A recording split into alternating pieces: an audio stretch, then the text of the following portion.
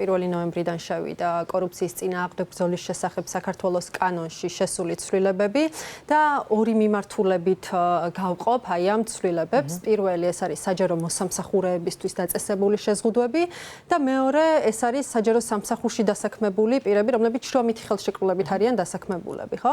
როცა ჩვენ საუბრობთ საჯარო მოსამსახურეებზე, კანონით ისედაც მათ ჰქონდათ გარკვეული შეზღუდვები დაწესებული, მაგალითად მათ არ შეეძლოთ სხვა საჯარო დაწესებულებაში ანაზღაურებადი საქმიანობის განხორციელება, მათ შეეძლოთ სამეცნიერო საქმიანობის პედაგოგიური საქმიანობის განხორციელების შესაძლებლობა ჰქონდათ, თუმცა ახალი რედაქცია უკვე აწესებს ამ მიმართულებითაც შეზღუდვას.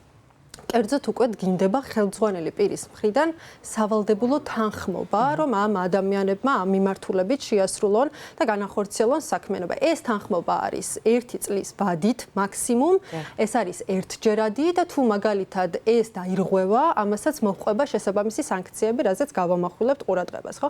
მეორე მიმართულება, ეს არის უკვე შრომითი ხელშეკრულებით დასაქმებული პირები, იგივე AIP-ებში, SIP-ებში, სადაც მუნიციპალიტეტის ან სახელმწიფო წილობრივი მონაწილეობა 50% მინიმუმ არის.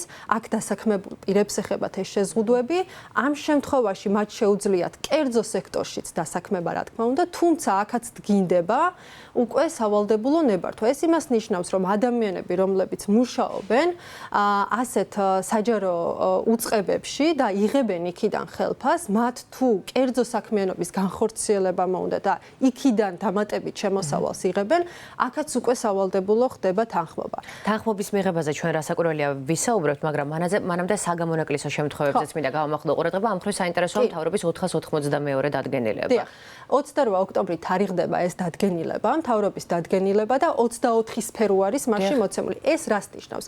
როცა ჩვენ ვსაუბრობთ, რომ შრომითი ხელშეკრულებით დასაქმებულ პირებს აქვთ შესაძლებლობა საგამონაკლისოს შემთხვევაში სხვა საჯარო სფეროებში დასაქმდნენ, ასე ვთქვათ, სწორედ ამ სფეროებს არეგულირებს მთავრობის ეს დადგენილება. თუ კი მთავრობის ამ დადგენილებაში კონკრეტული სფერო და მიმართულება არ არის მოცემული, ეს იმას ნიშნავს, რომ ადამიანს ამ შემთხვევაში უბრალოდ ეკრძალება დასაქმება. ძირითადად რა სფეროებზეა საუბარი? ეს შეიძლება იყოს იგივე განათლების სფერო, ჯანდაცვის სფერო, სახელოვნებო საქმიანობები და ასე შემდეგ. ძალიან ბევრი სფერო არის ჩამოთვლილი, თუმცა კონკრეტული ლიმიტები არის აქ დაწესებული, ხომ?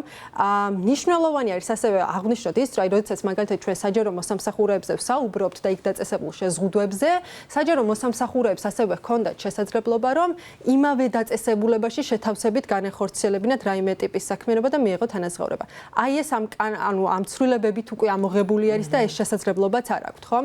მათ შესაბამისად ჩვენ აქ ვსაუბრობთ მაგალითად შრომითი ხელშეკრულებით დასაქმებულ პირებზე, იგივე რომ ბაღების პედაგოგები იყოს, სკოლის პედაგოგები ხო, როცა ჩვენ ვსაუბრობთ და როდესაც ვამბობთ, რომ მათ უწესდებათ გარკვეული შეზღუდვები, ისინი გარკვეულ ჩარჩოებში ექცევიან, ხო? ბუნებრივი არის და ძალიან ბევრ შემთხვევაში, განსაკუთრებით რეგიონებში და მათ შორის თბილისშიც, ხომ, შრომითი ხელშეკრულებით დასაქმებული პირები სხვა საქმიანობას სახორციელებენ. ეს შეიძლება იყოს ნებისმიერ კერძო საქმიანობა.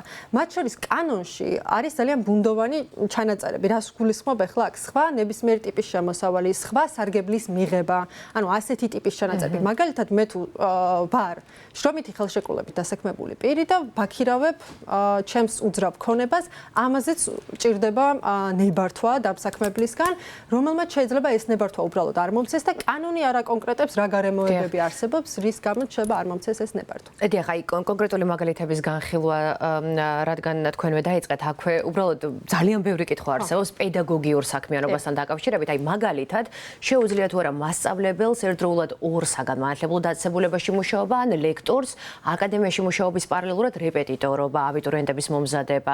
ესეც ინტერპრეტირების საგანია თუ განსაზღვრულია ეს ყველაფერი კანონში? ბუნდოვანი არის ამ მიმართულებით, მინდა გითხრათ, თუმცა კანონში ცვლილებებით პირდაპირ ნათქვამი არის, რომ თუ კი მაგალითად საჯარო სამსახურში არის დასაქმებული პირი შრომითი ხელშეკრულებით, მას მხოლოდ იმ სფეროებში დასაქმება შესაძლებლობა აქვს, თუმცა ის თანხმობით, რა სფეროებით შემოგთავაზა საქართველოს მთავრობამ დადგენილებით, რომელიც ნებისმიერ დროს შეიძლება შეიცვალოს, დაემატოს ან ამოაკლდეს რაღაცეები, ხო?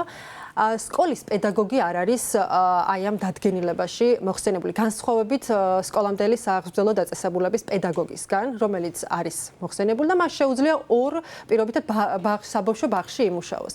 აი ამ განმარტების მიხედვით ჩვენ ვაწყდებით იმ წინაპირობას, რომ მაგალითად სკოლის პედაგოგი ხო, თქვენ ახსენეთ, შეუძლია მხოლოდ კერძო სკოლაში დასაქმდეს, ოღონდ ეს სკოლის დირექტორის თანხმობით. თუმცა ორ საჯარო სკოლაში, აი ამ ცვლილებებიდან გამომდინარე და დადგენილებიდან გამომდინარე, მას ამისი შესაძლებლობა არ აქვს.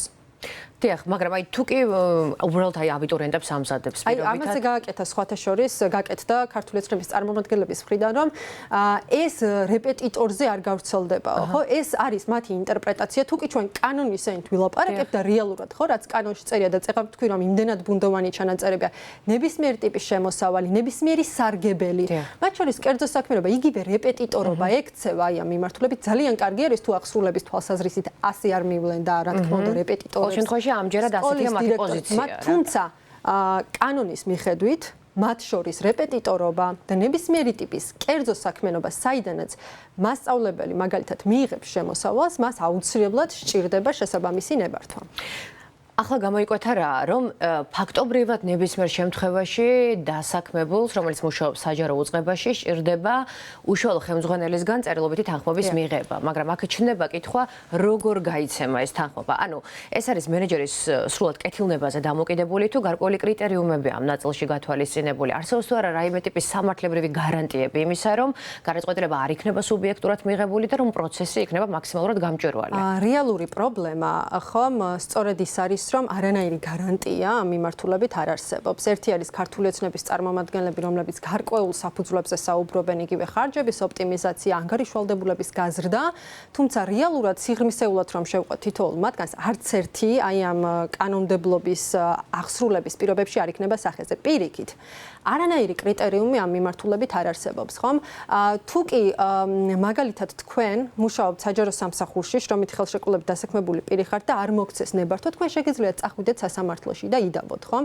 თუმცა, ერთი არის სასამართლო და მისი დამოუკიდებლობის ხარისხი და მეორე არის საკანონმდებლო გარანტიები.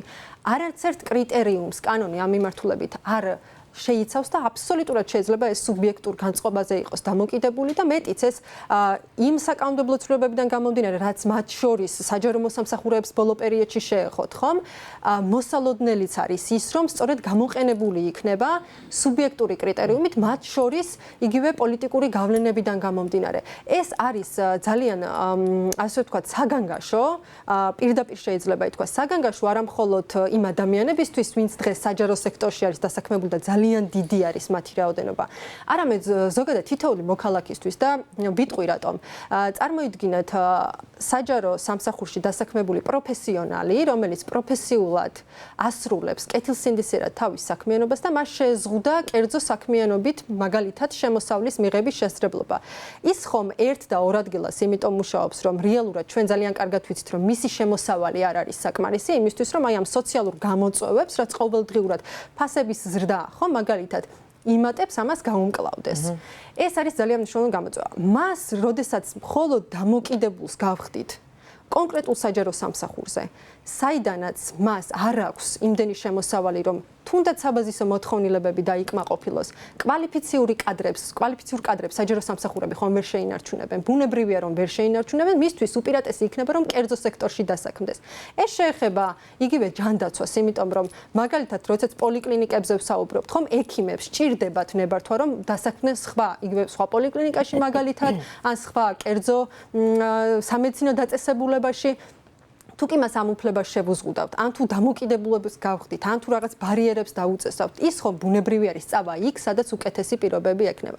ეს რაზე აისახება? აისახება ჯანდაცვის ხარისხზე, განათლების სისტემაზე, მუნიციპალურ სერვისებზე ანალოგიურად, ხომ? ჩვენ ადამიანები, მოქალაქეები ძალიან ბევრი მუნიციპალური სერვისით შეიძლება ვსარგებლობდეთ და თუ კი პროფესიონალი ადამიანები არ იქნებიან, ბუნებრივია ეს ჩვენ ყოფას და ყოველდღიურობას გარკვეულ დაბრკოლებებს შევქმნის. ამიტომ ეს არის ძალიან საგანგაშო საკანონმდებლო ცვლილებები, ეს არ არის უბრალოდ ის, რომ აი სკოლის დირექტორმა მაგალითად რაღაცაზე ნებართვა დაწერა და გასცა, იმიტომ რომ ნებისმიერ შემთხვევაში ჩვენ ხომ ძალიან კარგად ვიცით მათ შორის საჯარო სამსახურებში იქნება ეს სიპებში, აიპებში ხელმძღვანელები როგორი ნიშნებიან, ხო, განსაკუთრებით ბოლო პერიოდში. აი წინა საარჩევნო პერიოდში რა სიტუაცია იქნება? თან რატომ არის ეს ერთწლიანი, რატომ არის ვადით შემოსაზღვრული? თუ კი ადამიანი კეთილსინდისერად ასრულებს თავის მოვალეობას, თუ კი ის არის საჯარო სამსახურში და იღებს ხო გადაწყვეტილებას კეთილსინდისერად და დამსაქმებელს ბჭყალებში რომ თქვა სხვა პრეტენზია მასთან არ აქვს, რატომ არის ეს ერთწლიანი? მაშინ, როდესაც მას მაგალითად შრომითი ხელშეკრულება უვადოთ აქვს, ხო, დადებული ან გარკვეული ვადით, თუმცა არა ერთი წლის ვადით, ხო? ამიტომ ძალიან ბევრი კითხვის ნიშანი ჩნდება და ის კრიტერიუმები, რაც თქვენ მკითხეთ და არის თუ არა გაწერილი, არ არის გაწერილი და მეტიც ძალიან დიდი მოლოდინი არსებობს და რისკი იმის, რომ გამოყენებული იქნება ეს ადამიანებისზე გავლენის მოხდენისთვის, მათ შორის მათი პოლიტიკური შეხედულებების გამო. და ბოლოს ძალიან მოკლედ რა ხდება კანონის დარღვევის შემთხვევაში, როგორია პასუხისმგებლობის ზომები და თქვენ ახსენეთ ხო, მე მგონი გათვალისწინებულია სასანქციო მექანიზმებიც მათ შორის.